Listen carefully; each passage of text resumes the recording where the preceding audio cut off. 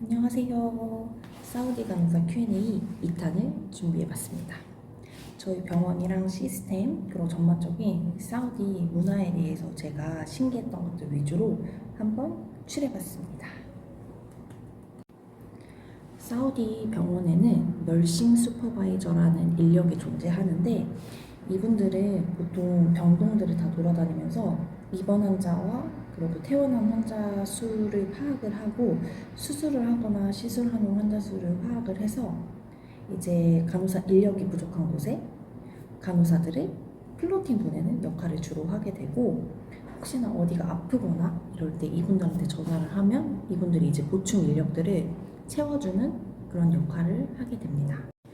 여러분들 한국 병원에서 아마 이제 투약 시간 돼가지고 안티 같은 거 열심히 양손에 들고 이렇게 믹스하는 경험이 있으실 거예요. 특히 타조신 4.5g짜리 정말 안 녹잖아요.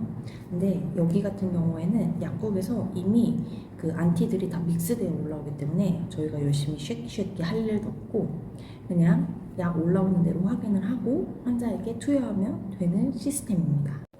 그리고 저희 병원 같은 경우에는 P6라고 해가지고 이제 환자들한테 약물을 줄 때 간호사의 아이디를 치고 지문을 이용해서 약장을 열도록 되어 있는 시스템이 있습니다. 이 P6를 쓰려면 일단 그 오리엔테이션 기간에 메디케이션 컬큘레이션이라는 그 약물 계산하는 시험을 무조건 통과를 해야지 아이디를 부여받을 수 있고, 그리고 P6를 쓰는 또 가이드라인을 보고서 퀴즈를 풀어야지만 아이디가 부여받게 됩니다. 사우디 같은 경우에는 저희 나라랑 조금 다른 캐뉼라를 쓰고 있는데 한번 보여드릴게요. 요거는 20게이지, 요거는 22게이지, 그리고 요거는 24게이지고요. 요건 26게이지. 이렇게 사용을 하고 있고, 보통 병동에서 많이 사용하는 거는 이렇게 생긴 IV 캐뉼라를 많이 쓰게 됩니다. 보시게 되면 이렇게 IV 캐뉼라가 구성되어 있고요. 여기 IV 인서션 하는 니들이 있는 곳, 여기 보면 이렇게 두 가지가 있는데, 보통 저희가 IV 라인을 잡을 때 여기를 클램프를 먼저 해주고 여기를 리무브 한 다음에 또 안에 요런 게 있어요. 그래서 요거에 콕을 이렇게 달아주고 IV 라인을 잡으면서 보통 랩을 같이 하거든요. 그래서 이쪽으로 저희가 샘플을 채취하게 됩니다. 그리고 이게 그래도 나름 간호사의 안전을 생각한다 그래서 인서션을 하게 되면 이렇게 캐뉼라를 뺄 수 있는데 이거를 쭉 빼면 자동으로 이렇게 니들이 빠져나오게 되는 형태입니다. 요거는 아마 한국에서도 몇 번 보셨을 것 같긴 한데, 보면 이렇게 똑같이 구성되어 있고요. IV를 잡고 나서 이렇게 쭉 늘리면 이것도 이렇게 니들이 쏙 들어가는 형태입니다. 그리고 요거 같은 경우는 보통 소아과에서 쓰는 IV 캐뉼라고, 이건 24게이지, 이건 26게이지입니다. 그리고 저희가 또 많이 쓰는 게 병동에서는 보통 랩할 때 이렇게 스카프니들 많이 쓰거든요. 그래서 보시게 되면 이렇게 구성되어 있고 여기가 베인으로 들어가는 곳, 여기에 보통 저희는 바큐머를 써가지고 그 아마 체열실 가서 많이 보셨을 거예요. 바큐머를 써서 튜브를 꽂으면 자동으로 피가 나오게 됩니다. 그리고 보시게 되면 여기 이렇게 니들이 있는데 다 채취한 다음에 요거를 이렇게 넣어주시면 니들 인ju리를 당할 위험이 없겠죠. 그리고 저 예전에 일했을 때는 열심히 NS를 잰 기억이 있는데 여기는 이렇게 상품으로 나와서 NS만 쓸 수 있도록 되어 있습니다. 요거 사이즈가 3cc짜리인데 요거 말고도 5cc짜리도 있고 10cc짜리도 있습니다. 그리고 저는 처음에 와서 놀랬던 게 저는 저희 나라 그 병원을 생각을 하고 당연히 AN이 있을 줄 알았는데 여기는 AN이 없습니다. 그래서 환자 바이탈 사인이라든지 뭐 기본적인 배드메이킹이라든지 환자들 이송하거나 수술할 때 보통 간호사들이 다 내리게 되고 사실 뭐 엑스레이나 CT나 MRI 같은 경우에는 포터분들이라 그래서 그 이송 요원이 따로 있긴 한데 바쁘게 되면 이제 간호사들이 주로 내리게 되고 여긴 진짜 특이한 게 뭐 OP를 간다든지 아니면 엔도스코피라든지 아니면 뭔가 그 특별한 프로시저 같은 걸 할 때 간호사들이 페이퍼로 된 동의서와 그리고 환자를 직접 이송을 해가지고 수술실이라든지 아니면 그 프로시저 룸까지 가서 간호사와 간호사에게 직접 엔도스를 주는 형태입니다. 아마 그 엔클렉스 공부하신 선생님들은 아실 거예요. 그 동의서 작성을 하게 될 때 간호사들이 위트니스에 사인을 하게 되어 있는데 여기도 똑같이 간호사들이 위트니스에 사인을 하게 되고 자기 아이디 넘버를 적게 됩니다. 그리고 보통 저희 병원 같은 경우에는 동의서를 받을 때 페이퍼로 받고 그리고 또 일렉트로닉 컨센트라 그래서 그 전자 시스템으로도 서명을 받게 되고 예외적인 경우에 뭐 이제 노인분들이라든지 글씨를 쓸 수 없는 분들 같은 경우에는 저희가 지장을 찍어가지고 그런 경우 빼고는 무조건 저희가 종이와 일렉트로닉 컨센트를 무조건 받아야 되고 제가 일하는 병동 같은 경우에는 메일 설지컬 병동이다 보니까 저희 최근에 공고가 내려온 게 있는데 그 동의서 사인은 무조건 남자에게 받아야 된다 이런 공고가 내려왔어요. 그래서 저희 병동 같은 경우에는 동의서 사인을 할 경우에 환자 본인이 하든지 아니면 아들이라든지 아버지가 아니면 뭐 할아버지가 할 수 있도록 되어 있는 시스템입니다. 그리고 여기도 미국이랑 똑같이 간호사들이 무조건 메디컬 말펑션 인슈런스를 가입을 해야 됩니다. 이 보험이 없으면 나중에 이제 애니얼 리브를 받아서 뭐 다른 나라를 간다든지 아니면 한국을 갈 때 문제가 생길 수도 있고 그리고 생각보다 그 사우디 환자들이 되게 컴플레인을 하는 경우가 있대요. 되게 별거 아닌 거에서. 그래서 차팅을 보게 되면 선생님들이 보통 배드메이킹 해주고 그리고 배드메이킹을 해주려고 했는데 리퓨즈 했다 환자가. 그런 것까지 꼼꼼히 차팅을 남길 정도거든요. 그래서 메디컬 말펑션 인슈런스는 간호사들은 무조건 가입을 해야 됩니다. 그리고 조금 특이한 게 사우디 여기 제가 다니는 병원 같은 경우에는 프리셉터를 이제 2명씩 붙여주거든요. 근데 그 2명이 보통 그 부서에서 거의 진짜 18년 차, 20년 차 되는 선생님들을 붙여주고 있습니다. 저희 한국을 생각했을 때는 보통 중간연차 선생님들이 푸셉을 하는 경우가 많고 저도 푸셉을 했던 경험이 있는데 여기는 무조건 그 부서에 연차가 높고 적어도 이 병원에서 5년 이상은 일한 선생님들을 붙여주고 있습니다. 우리나라 병원에서도 그렇겠지만 여기 사우디 병원에서도 그 저희가 약물 투약 오류에 대해서 굉장히 민감하게 생각을 하는 부분이거든요. 그래서 저희가 약물을 주게 되면 그 약물을 줬다는 그 메디케이션 시트에 체크를 하게 되는데 특히 IV로 들어가는 것들이나 아니면 고위험 약물들 같은 경우에는 저희가 투여한 간호사와 그리고 세컨더리 노시라 그래서 이제 자기와 같이 확인을 해준 약물을 확인을 해준 간호사의 사인이 무조건 들어가야 됩니다.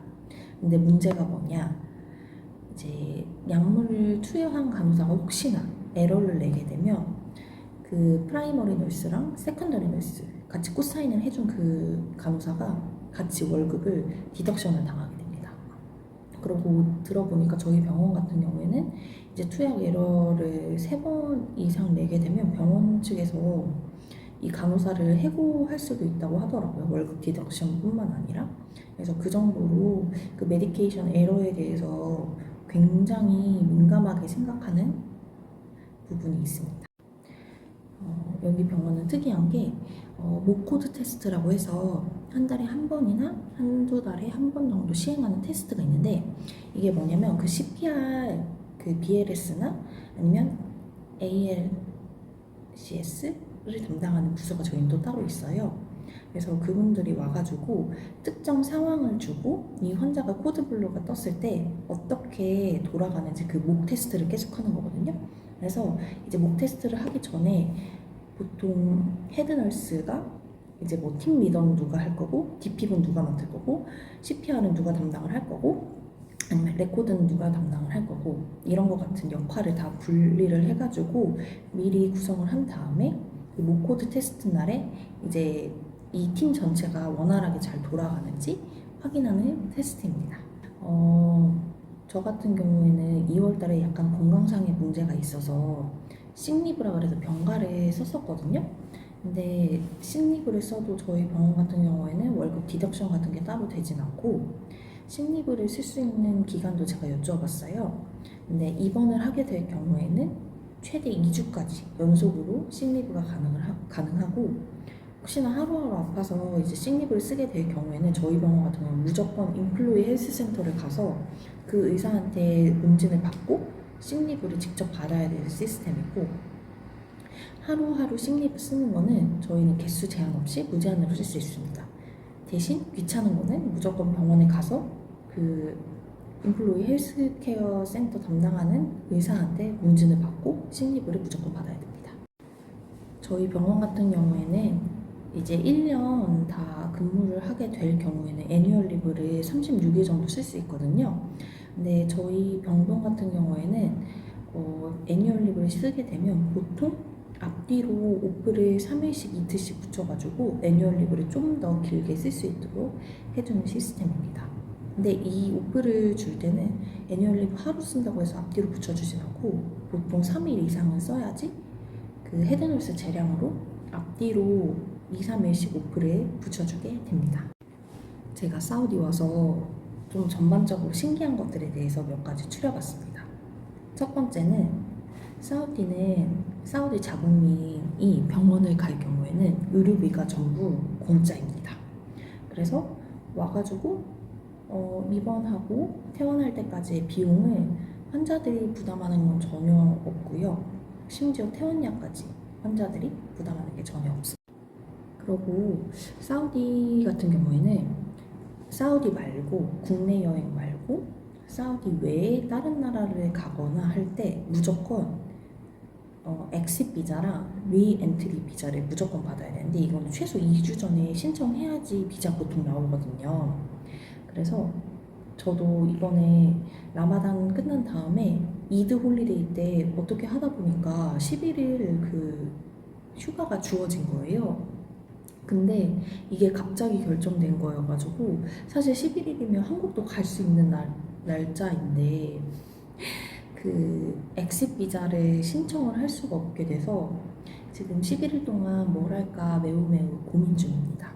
그리고 사우디는 나중에 병원 퇴사할 때도 파이널 엑싯 비자라 그래서 그 이 나라를 떠난다는 그 엑싯 비자를 또 받아야 되고요. 뭐 되게 여러 가지 비자 정리를 해야 될 게 많더라고요.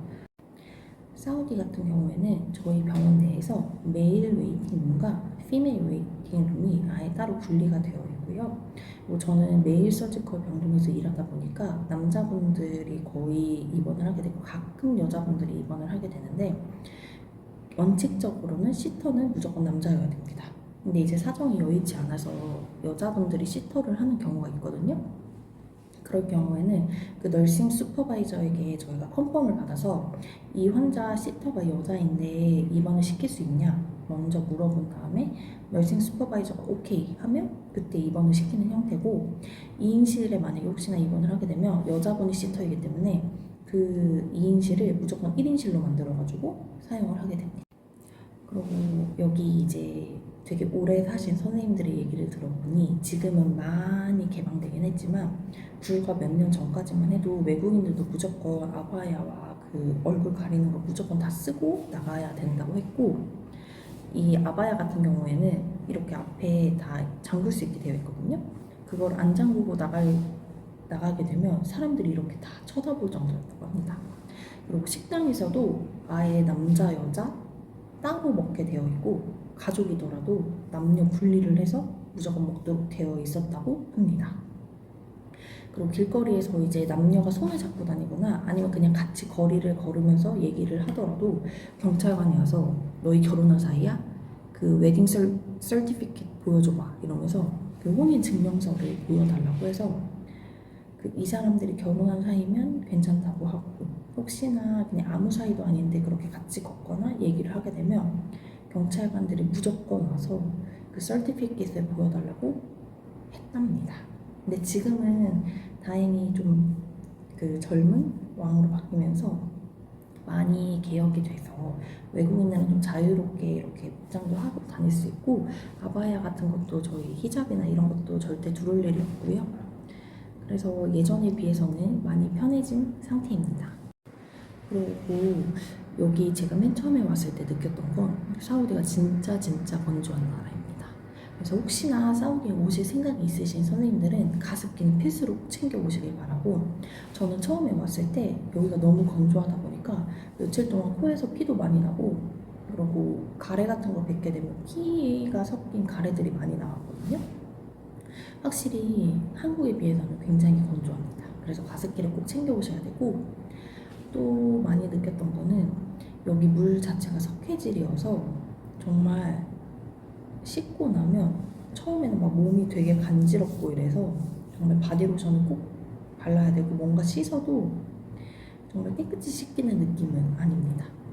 그리고 확실히 물이 안 좋아서 그런지 머리가 굉장히 많이 맞아요.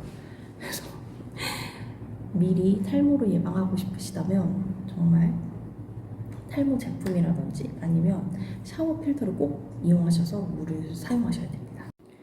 그리고 희한하게 사우디가 바퀴벌레가 굉장히 많더라고요.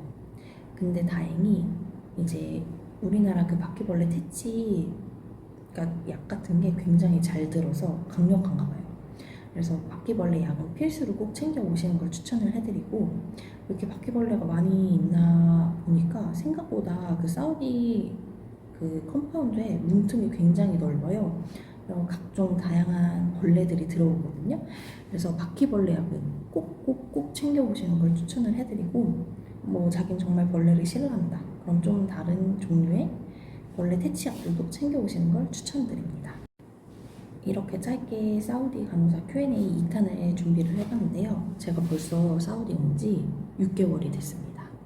혹시나 또 생활하면서 이건 좀 신기하다 하는 게 있으면 또 Q&A 3탄으로 돌아오겠습니다. 오늘도 시청해주셔서 감사합니다.